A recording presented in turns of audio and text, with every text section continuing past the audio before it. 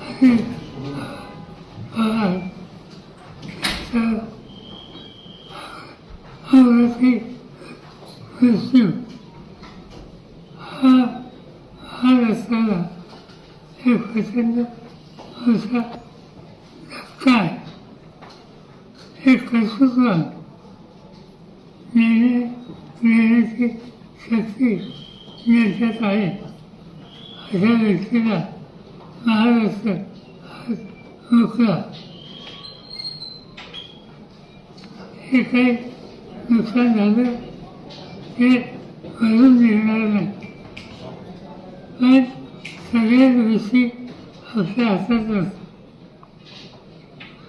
मी आज